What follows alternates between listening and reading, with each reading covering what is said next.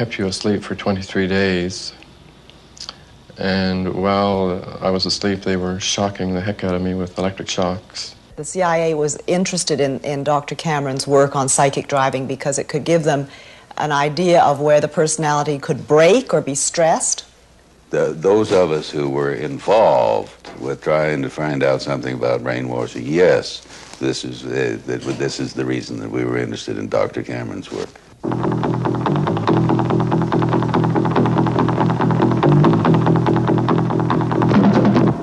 The American Central Intelligence Agency has been accused of manipulating citizens of countries all over the world, including Canada. At the moment, a number of Canadians are considering suing the CIA. They believe they are victims of covert CIA experiments. Tonight, two Canadians who feel the past 20 years of their lives were damaged by the CIA tell their stories publicly for the first time. They believe they were part of a CIA project called MK Ultra, a research project so secret that even the Canadian government was not informed that the agency was funding activities in this country.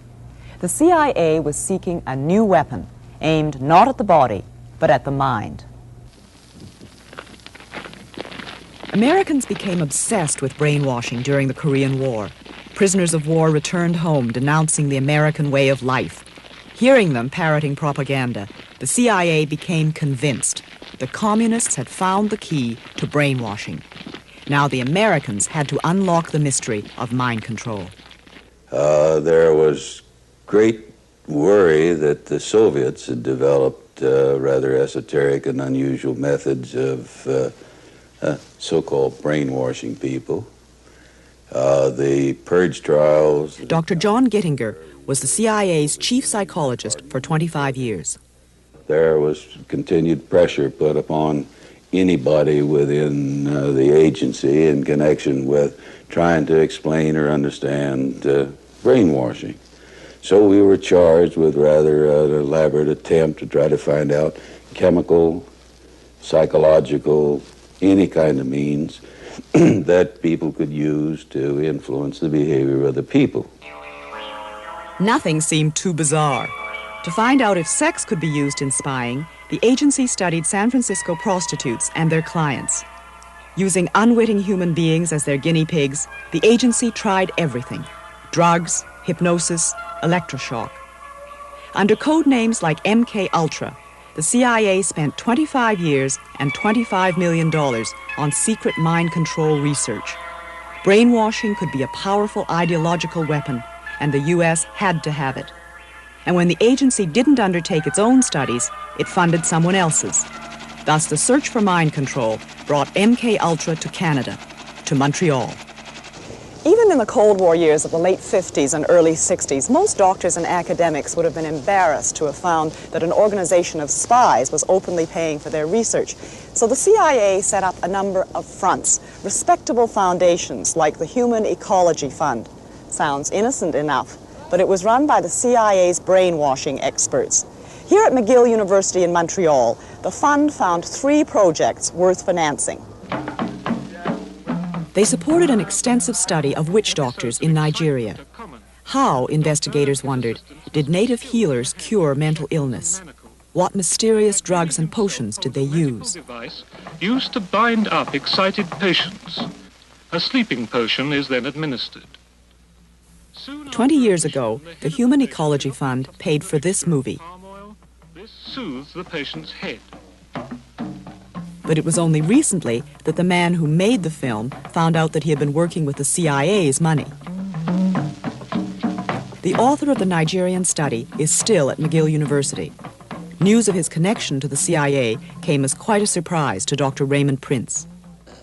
I couldn't imagine why the CIA would be interested in my work in looking at indigenous healers in West Africa. That seemed really strange.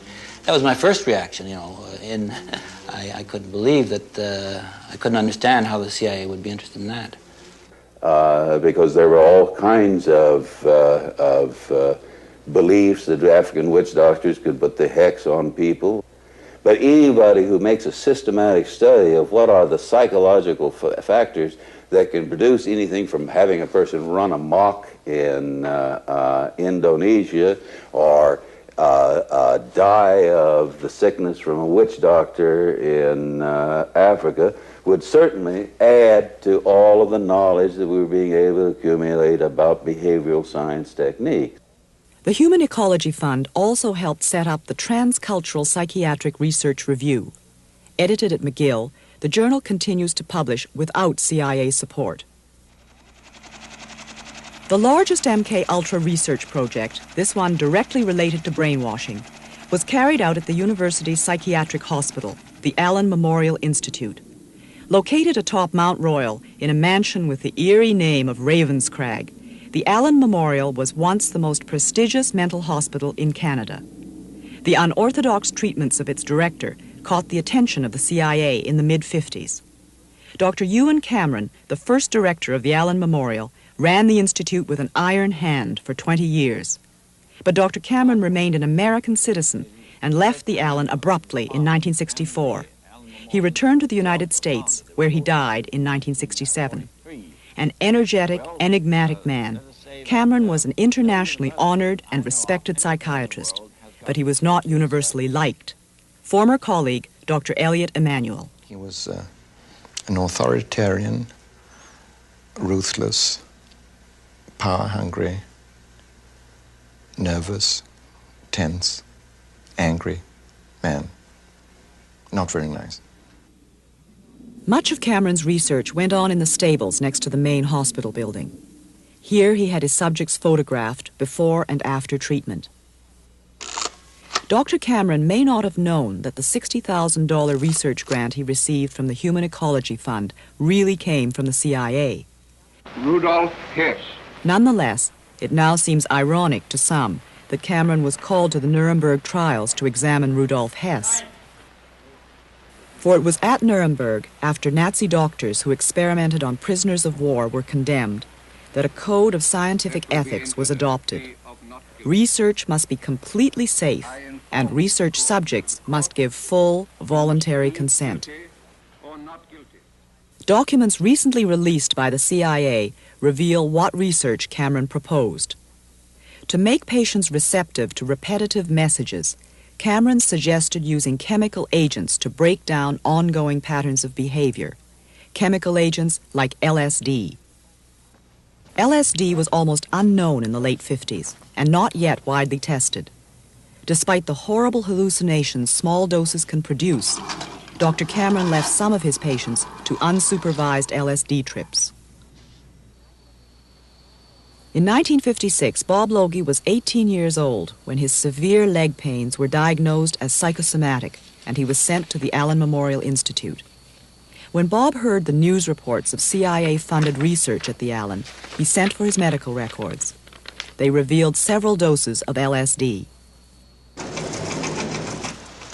Today, Bob Logie lives and works in Vancouver, but he's still angry. I feel like I've been completely used. I feel like my mind has been completely invaded. I suppose if guinea pigs have feelings, they'd feel like I do.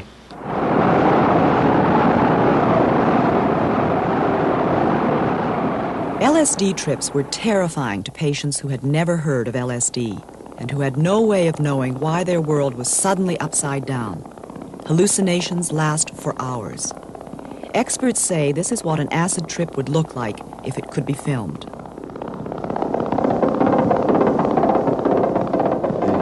The LSD was really horrifying, very horrifying, and they gave it to me for about 12 or 15 times. One minute I would see the doctor there, the next minute I wouldn't see him there, and they were asking me all kinds of questions, and I remember them telling me that I was getting smaller and smaller, and I really felt myself getting smaller. And they were bringing me back in time, way back, you know. At one point I almost felt like I was just about to be born, really, that far back in memory, and they were really, really probing, asking all kinds of questions, and I felt I didn't have any control. I had to answer. I didn't feel I had any control. I was completely, like they had complete control over me.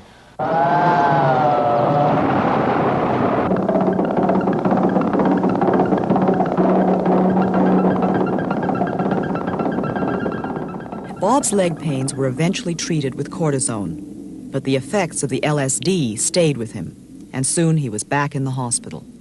I just felt I couldn't cope. I couldn't adjust after the LSD, and I was having a hard time. I couldn't hold down a job for very long. I was going from one place to another, and the anxiety really built up. I just couldn't cope, and I went back. The interest in this sort of chemical, this kind of magic, this shortcut weapon, prompted the CIA's interest in hallucinogens, particularly LSD? Yeah, very definitely, because the first pressure was being placed on the idea that there was some kind of truth serum or truth drug or something on that. So the people who knew that end of the business, they were definitely beginning to look in terms of chemotherapy. And of course, to people in this day and age, it's very hard to believe that the period before 1960 was a period which was certainly not a chemical culture in this country and not a drug culture in any sense of the word.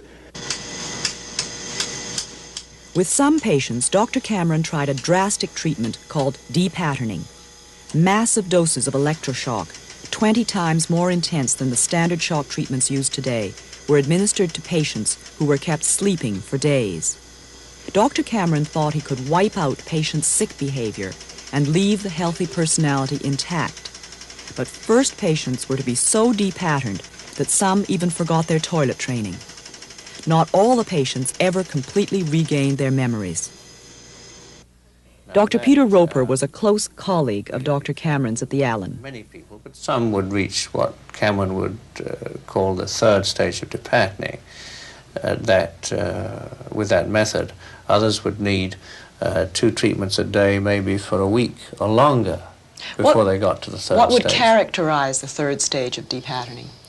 Well, the third stage, as defined by Cameron, was a loss of ability to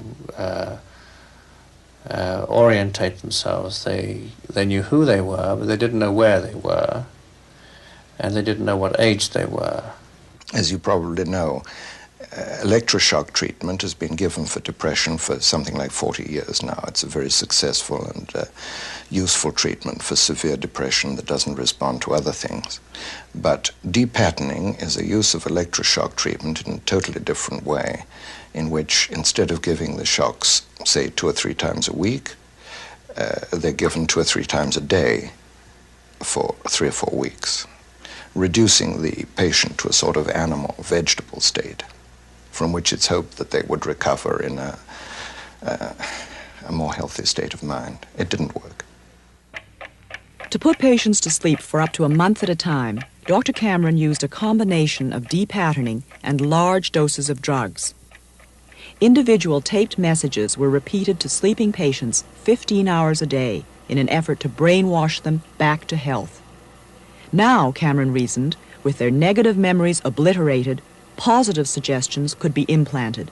Suggestions like, begin to assert yourself, express your anger. Dr. Cameron called his technique psychic driving.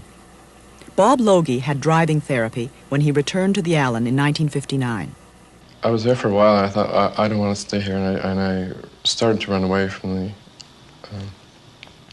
hospital, and they grabbed me, and then they put me on sleep treatment. And they kept you asleep for 23 days.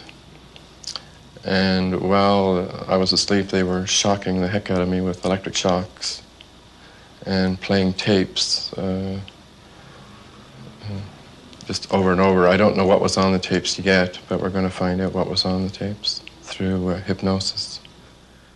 The CIA was interested in Dr. Cameron's work on psychic driving because it could give them an idea of where the personality could break or be stressed. Those of us who were involved with trying to find out something about brainwashing, yes, this is the reason that we were interested in Dr. Cameron's work. Patients came to the Allen Memorial Institute from all across Canada. Dr. Ewan Cameron, it was said, would give them the best psychiatric care money could buy. But some of the patients had no idea that a lot of their treatment, the LSD, the massive doses of electric shock, the sleep therapy, was highly experimental. When I was in the hospital in '59, my husband, that's when he told me he thought they were killing me, because he said it was every day and there's a special treatment which he doesn't know. I think there was some sleep. I was always asleep. He used to call the hospital. I couldn't have any visitors for 3 weeks, you see. Hilda Bernston was at the Allen Memorial in 1959 as Dr. Cameron's patient. She's convinced that the sleep treatment she received was depatterning. Her memory remains severely damaged. Mrs. Bernston was an English war bride. She and her Canadian husband went to Montreal in 1945 to raise their family. After a nervous breakdown, she was hospitalized at the Allen. It's 3 weeks that was out of my life as far as I'm concerned, because I can't remember anything about it. I didn't know my husband and my children, my brother-in-law and his wife. And my sister-in-law at that time, when she saw me, she cried. My brother-in-law told me this when she saw me. She's a registered nurse too, and she said she'd never seen such a change in a person in 3 weeks. But I looked really dreadful. I still can't remember my aunt being with us. I look at the pictures that we took when she was here. We took her to the New York, and we were at the museum there. I look at the pictures, and I still can't remember her being with us. And she was with me for 3 months. And this aunt was my mother's sister, who was very near and dear to me. Dr. Emanuel thinks Cameron's use of extensive electroshock, depatterning, was somewhat unethical. The quantity, the frequency, the intensity, and the sort of animal state to which it reduced the patients. What you're really saying is that the doctor knows that by doing it that much to somebody, there's going to be an effect? Is that... Indeed. And with little promise of cure. Hope, but as it turned out, it wasn't, and it didn't become an accepted psychiatric treatment. So many patients were left with some amnesia after depatterning that the Allen stopped the treatment when Ewen Cameron left. Under the new director, Cameron's disciples would come to regret their enthusiastic use of depatterning. Dr. Peter Roper left the Allen Memorial in 1967. What were the circumstances of your leaving the Allen?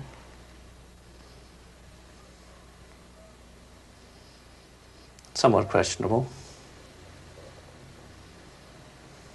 In what way? The annual reappointment was not renewed in '67. Did Dr. Cameron have anything to do with this, or was it after he left? Oh, that was after he left. He left in '64. Did you have any disagreement about treatments given there? I didn't disagree with anybody. I think there was the depatterning treatment was stopped, I think, in '65. So anybody that continued to do it after Cameron left didn't do it after 1965. So you didn't do it after '65? Oh, no. I certainly know that an intelligent, ethical scientist today would not do an awful lot of things that an ethical scientist would do in those days. How do you now feel about the use of involuntary subjects for CIA experiments or CIA-funded agency experiments? I certainly think that it would be ridiculous in this day and age. No, I don't see any way that you would do that. There was no informed consent. I would guess that, as I've just said, informed consent, as we now know it, was not a part of research at that time, and especially as regards the use of LSD, perhaps, or the depatterning, I doubt if those patients really knew what they were being led into. Informed consent doesn't mean much to people who are mentally ill. Not many people are so mentally disturbed that they can't understand that they're being given an experimental drug, or they're being given electroshock 3 times a day. People can understand that. It can be explained in simple words. It had a great effect on my life. I mean, I have been sick before, and I've had treatment, but there was never any experience I had was like that I had in '59. I've never been able to sleep without medication since the sleep treatment. I went through years and years and years of severe depressions. I dream about it.